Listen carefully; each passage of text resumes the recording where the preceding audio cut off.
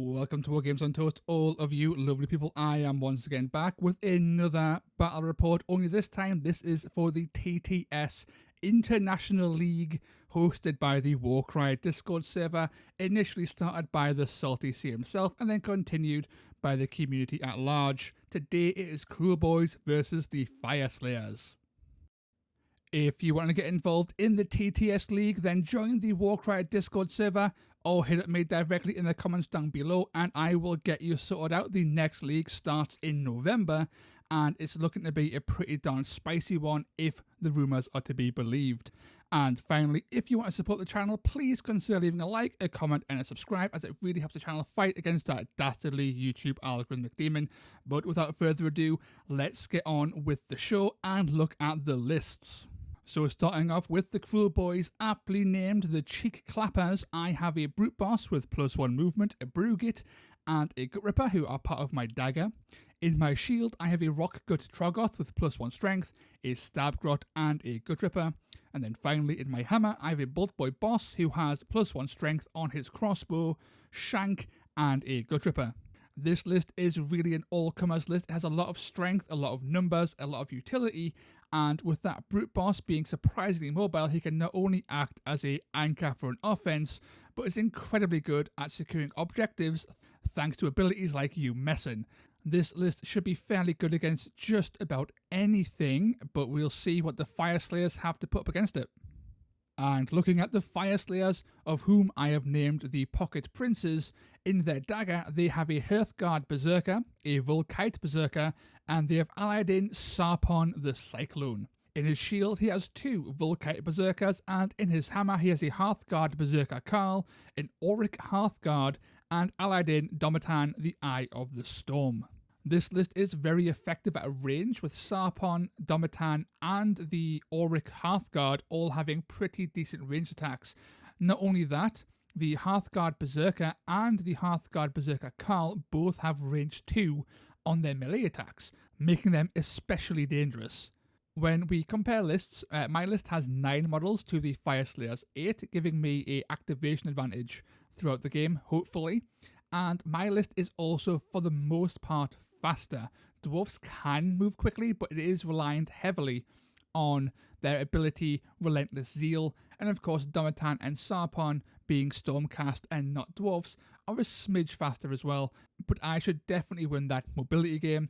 On the flip side, his list is actually killier than mine from a longer range, but my biggest units are far bigger than his biggest units.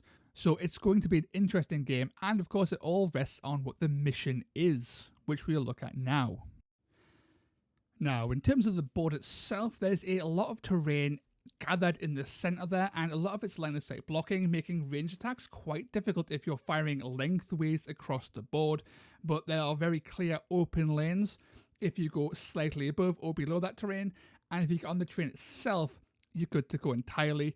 There's also a fair amount of scatter terrain on the corners and in various little places, making it easy to hide and get cover, again making range attacks potentially less impactful as a whole. When it comes to deployment itself, our hammers are coming on in turn 2, and I have chosen the red deployments, whereas my opponent has been given the blue deployment. This mission we are playing Grandfather's Gifts, and it plays as follows. At the end of each battle round, players score 2 victory points for each objective they control, and there are 3 objectives in total. Additionally, whenever a fighter takes down another fighter, while both fighters are contesting the same objective, that fighter's controller immediately scores 1 victory point. Finally, at the end of each battle round, before control of objectives is determined, allocate 1 damage to all fighters within 3 inches of an objective. The battle ends after 4 rounds. When the battle ends, the player with the most victory points is the winner. So this mission is a hybrid objective kill mission, and what I want to do here is use my higher model count to take as many objectives as possible and possibly use You Messin to lock down 1 objective so he can't control it. Then once I have control of 2, maybe 3 objectives, I can then focus on defending them, and since my big hitters are more effective than his, this should hopefully rack in a fairly steady stream of points and then end the game out with a win in theory. And then, of course, with his units being much slower than mine, it makes it more difficult for the dwarfs to then contest any objectives that I've cleared. So it all depends on who gets to those points first and who can lock them down, and then who can kill each other's chaff faster. It should be a pretty darn good slugfest.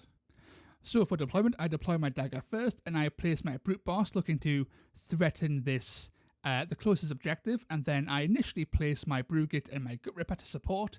But I do change my mind in the end because I realise that his nearest units can't actually fight or contest an objective that's been umessened by a brute boss.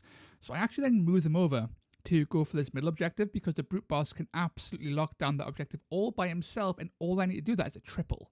And he's definitely in range to do all this. He then places Sarpon and a Berserker ready to contest that middle objective and maybe go to the objective to his right. Sorry, two. There are two Berserkers coming here. So this should be a pretty a hot location right in the centre, but it depends on where he goes in the end. I then take my shield and I place my Trog to really threaten this objective here. I've got a lot of power on the board turn 1, having both my Brute Boss and my Trog, so I can really pressure the entire board very effectively. And his opposing hammer only has 2 drops, giving me the advantage on turn 1 in terms of pure numbers.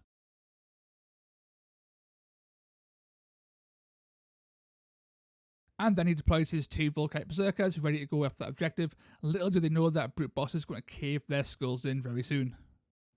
So looking at the pre-game here, I am pretty confident I can secure at least 2 objectives and maybe 3 if he doesn't quite catch on to the Brute Boss Umessin play that I am absolutely planning in that bottom left-hand corner. He could move both his dwarfs in his dagger formation down to the middle, and that would contest this middle objective perfectly. It means I won't score 3 points.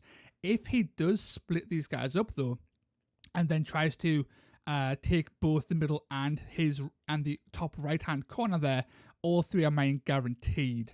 So it depends on how he plays this, and if he sees that Umessin play, he might think I'm going to move more guys towards the left, and that would be of course wrong. If I get a triple, Umessin's going to pop, and I'm going to keep that play close to my chest. Looking for initiative, I get a triple and 3 singles, which is a very solid start. But he also gets a triple and 3 singles, and he also then wins the initiative roll-off, and he gets another double. I then follow suit and I make myself another double as well. That triple being rolled means I can get a easy UMS enough later in the game. And then he goes first, and he moves up his Berserker here to contest this middle objective. There was a bit of a TTS issue where the the model dropped preemptively, but we've got that all measured out there, and he's just going to go on the objective and try and hold it and make sure that if anyone goes near him, he can then move in with a relentless zeal and possibly clap their cheeks. Then my Trog activates and makes a lot of noise, getting behind this cover to maybe protect himself from things and generally just be a big distraction. He gets there, he's calling them out, and the dwarf answers the call and moves up. He doesn't want to get in contact with the troll. The troll will kill him, but he wants to contest his objective and then force my hand in a way.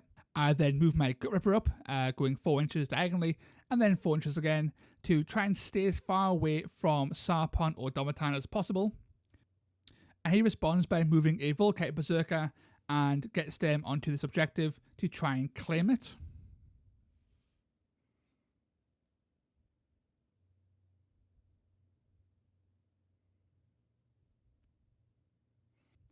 I then respond by measuring to see how far the Brugit can get, and then doing a cheeky wait. I don't want to reveal my hand just yet, so we'll just leave it there.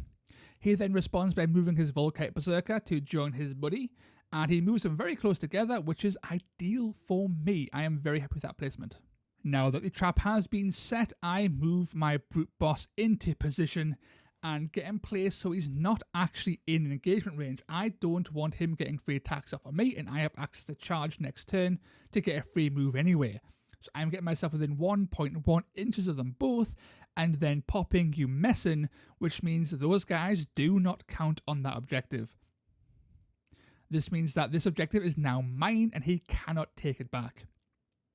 Sarpon then leaves his lofty perch to get into range of my guys to fire some sneaky lightning bolts out, and he goes after the Trog, I believe, and with strength 4 against toughness 5, and I'm in cover, He rolls and does a whopping 0 damage.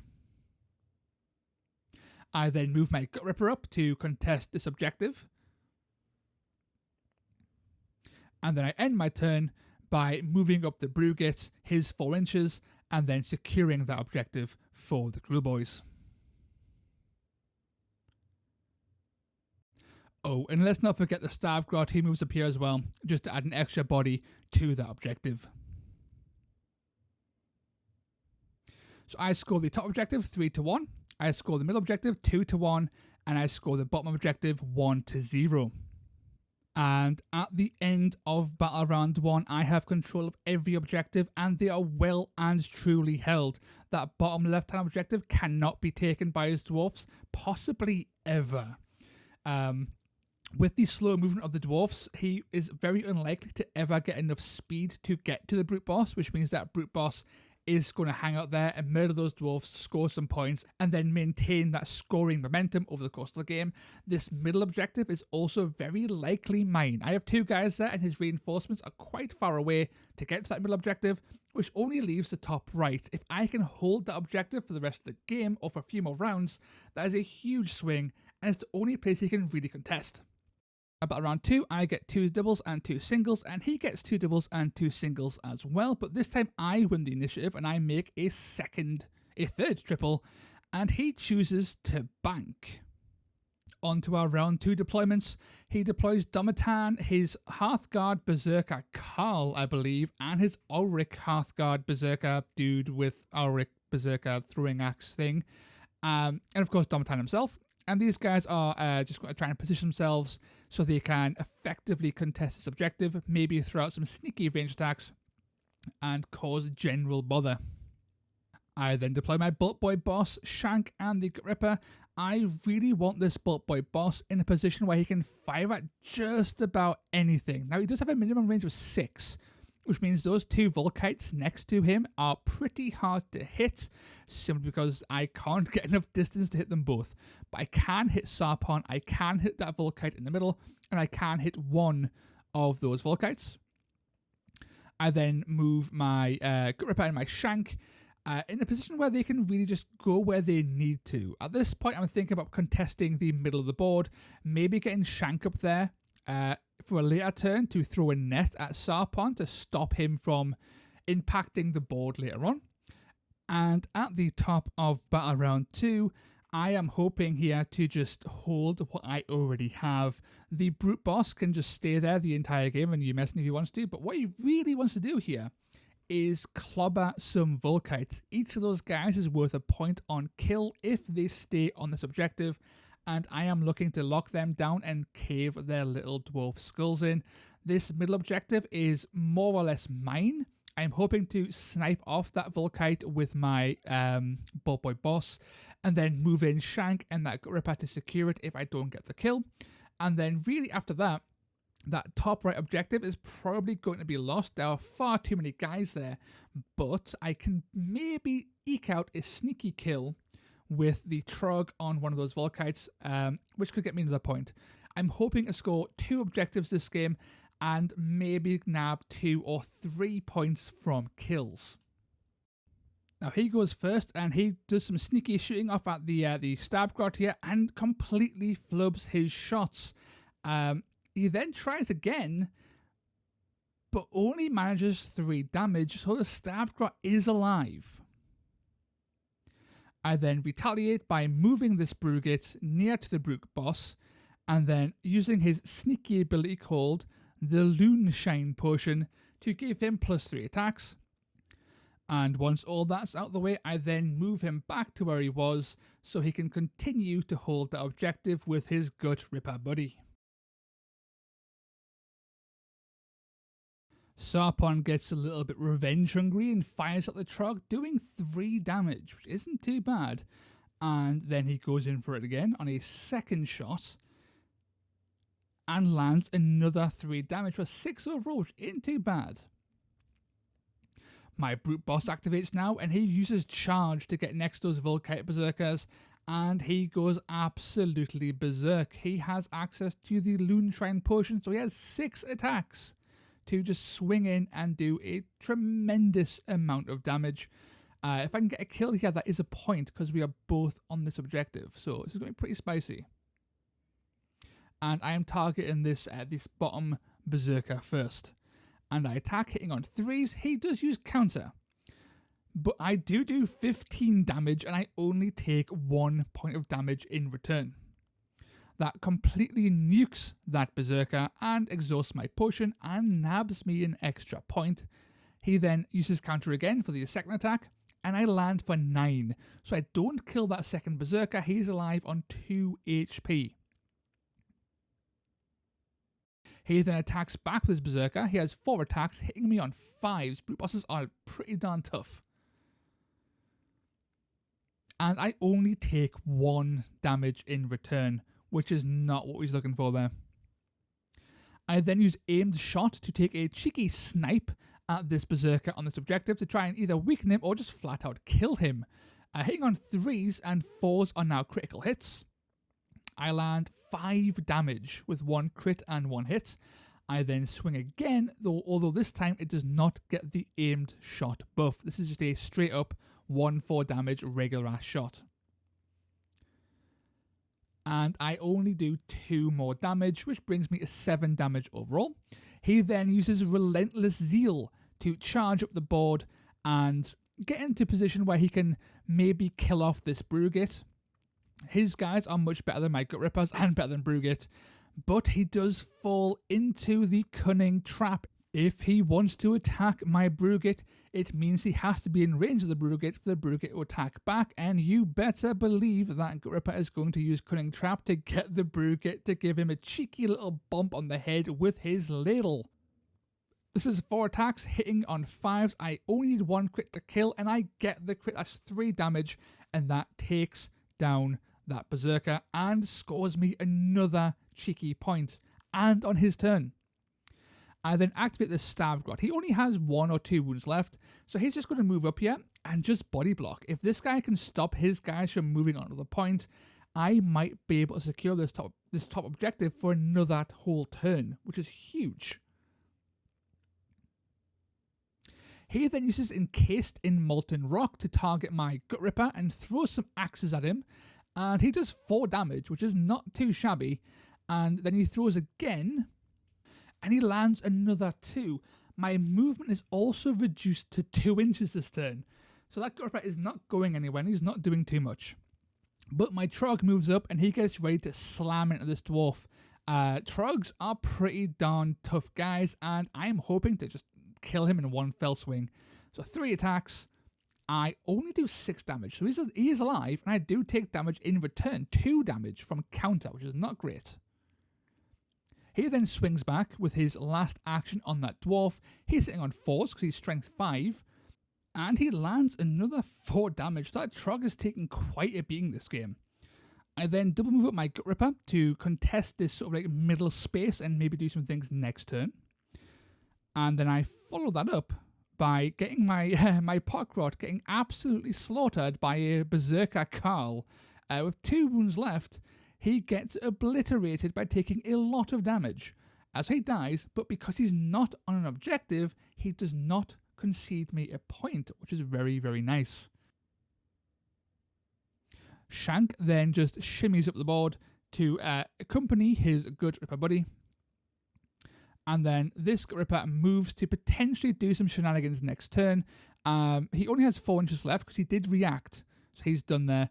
And then this Gut Ripper just takes a step back to get off the objective. The reason for that is because if he's on the objective, he takes 1 point of damage for no reason, and I still maintain control of that top objective even if he's not there, which scores me an additional 6 points. This is a huge, huge turn. I scored something like 8 or 9 points that turn, so I've got a massive lead here, and again, he still can't contest that middle at the minute, and that bottom left is just completely inaccessible. He can't get there, and if he did, the brute boss would either kill what got there or use your messing to lock him out. So he's in a lot of trouble here. But on a turn 3, I get 2 doubles and 2 singles. He gets 2 doubles, a triple, and a single. So I spend first, and I opt to just make a single to try and get initiative. He then makes a double, and to my surprise, he chooses to not make it quad, but that reason does become apparent later on. He then bangs 1 dice. With initiative, I move up with Shank, and I get into range to throw his 2-inch net. Shank's net is very powerful. It's only got 2-inch range, but it goes off on a 2, which is really, really good. So he's in range of Sarpon here. He rolls a dice, and he gets to 2+, which means Sarpon cannot move at all this turn, which means he can't help contest objectives, which is huge. Now he goes and disengages this guy from the Trog. He does not really want to fight him. He wants to sort of take out this Gut Ripper. So he disengages 3 inches and then uses his rather amazing ability, Duty Unto Death, to get a bonus move and a bonus attack action. So he moves up here and he swings in at the Gut Ripper, who's fairly injured now. With 3 attacks on 3s, he lands 4 damage on the first swing. He's alive, but only barely. And he goes in for a second swing, and he lands a rather meaty 6 damage, killing the Gut Ripper, but he does not score a point because my Gut Ripper was not contesting that objective. I then go with my Rock Gut, who moves up and goes to kill off this guy. If I get the kill, that's an extra point, and with Onslaught to buff my attacks to 4, I go in and I barely get the kill. 6 damage is just enough, killing off that Berserker and scoring me a point. Sarpon, being a bit of a spiteful bugger, completely smites Shank out of existence, so he's just dead. He did his job. It's a shame he died so quickly, but Sarpon is a pretty beefy bloke, so he wasn't really going to live very long there. He then fires at the Trog, who takes no damage again. So the Trog's taking some damage, but just not from Sarpon, really. I then move up my Gut Ripper here to sort of like make sure this objective stays mine. He doesn't have enough models left to activate who can take the objective, so with 2 guys there, he's locked out for another turn. He throws his axes with his Auric Hearthguard at my Trog and does a whole lot of nothing. My Brute Boss comes in now and he goes with his big old axe and he just hacks apart this poor Berserker. And yeah, to no one's surprise, he gets removed for 3 damage, but because of counter, I do take 3 damage in turn. I then opt to move my Brute Boss towards the middle a bit. I want to keep on the objective in case something crazy happens, but I also want to be able to move up and support that center if he has to. His Hearthguard activates and then throws some axes at the Trog and does 6 damage, which is huge amounts of damage on that Trog, which is not great for me. And he throws them again, and he takes another 4 damage. That's massive amounts of damage on the Trog. He's alive, but only barely. I then shimmy up this Gut Ripper here, just again to control space more than anything else. And then here comes the Relentless Zeal and his Berserker Carl, ready to smite my Troll. This guy's a tough cookie. A lot of attacks, a lot of strength, and a lot of damage. My Trog is not long for this world. He's taken like 25 damage so far this game. So he is not long for the world. He's trying to get just a perfect range here to be within 2 inches of me. I think that's a mistake because if he was a bit closer, he could have actually gotten onto the objective and then gotten a point if he killed the Trog, which he does. But because he's not on the objective, he's not contesting, which means he doesn't score the point. I then move Brugit up here, just to do some shenanigans later on, just, maybe contest some space. And that's really all that's left of this turn, other than my Bolt Boy boss taking a sneaky shot over at Sarpon. Now, I chose to fast roll here, so it's 6 shots hitting on 4s, and this should be okay. But it's not. I do 1 damage, which is an absolutely dreadful roll. And at the bottom of Battle Round 3, I score another 6 points for objectives, which is a massive swing. I am now at 22 points to 1, which more or less rounds this game out as a victory for the Kruleboyz. But because this is the league, we are going to continue playing in Battle Round 4 to see how many points I can score and how many points my opponent can claw back. For the initiative, I get a great roll. I get a double and 4 singles, which should hopefully guarantee I get initiative. And with 3 doubles, I definitely have the initiative here. He does have some singles to spend.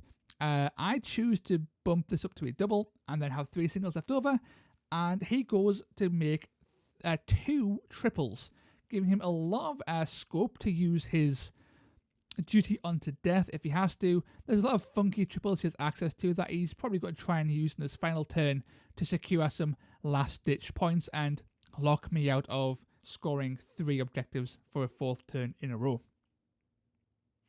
I go first and I move this fully healthy Gut Ripper up onto the objective to back up his fairly injured Gut Ripper buddy. He then goes and fires at Brugit with his Sarpon and fires twice and deletes him from time and space. So that is Brugit now dead, which is a bit sad, but he doesn't score the point because Sarpon is not on the objective, so he's not contesting. I then move this Ripper back to 1, keep him alive, so I don't concede points, and 2, just make sure I maintain control of this central objective. He then activates his Auric Hearthguard Berserker and he throws some axes at this fully functional Gut Ripper. And he does a whole lot of nothing on the first roll, followed by a 4 damage on the second, which is pretty nice. I then activate my Bolt Boy boss, who goes ape and uses aimed shot to try and snipe off Sarpon for 0 damage on the first shot. And just to secure his uselessness this game, he scores another set of nothing. Domatan activates next and he starts firing at this Gut Ripper. He wants him dead. He does 6 damage, so my Gut Ripper is almost dead. He has 5 HP left. He is not long for this world. He then fires a final time and he does 3. So my Gut Ripper has a whopping 2 wounds left. I choose to wait on the Brute Boss. He then moves his Carl up and he goes for the big old cleave on the Gut Ripper. And yeah, with only 2 wounds left, this Gut Ripper is going to get absolutely shredded. And he does. That's a lot of damage coming in. And the Gut Ripper is sadly taken out. And that scores the dwarfs +1 point. And that's the end of the game. The game ended at 4 points to 26. The scoreboard shows 25 because that's as high as the board can actually go to. But I did score 26. My opponent managed to secure and capture the top right-hand objective, giving him plus 2 points, in addition to 2 points he got from getting kills over the course of the game. I scored an additional 4 points for the objectives in the middle and in the bottom left. This game was brutal. The Brute Boss going in the bottom left there and locking that down all game was potentially just game-changing. And being able to take the middle without any opposition because he moved to the right meant that I was scoring at least 4 points a turn, and the fact that I managed to hold off his advances on the top right meant that I was scoring 6 points most turns there and getting kill points. This was a unfortunate game for the dwarves. They just didn't quite have the killing power to get onto the objectives and brute force me off them until it was a bit too late. But that is the end of the game and the end of this video. If you liked what you saw, please consider leaving a like, a comment and a subscribe, as it helps this channel out an awful lot. I plan to get more TTS games up and out every Friday, with more League games in particular, so expect to see a bit more competitively focused matches for the next 3 or so weeks. But until next time, I will catch you all in the next video. Ta-ra!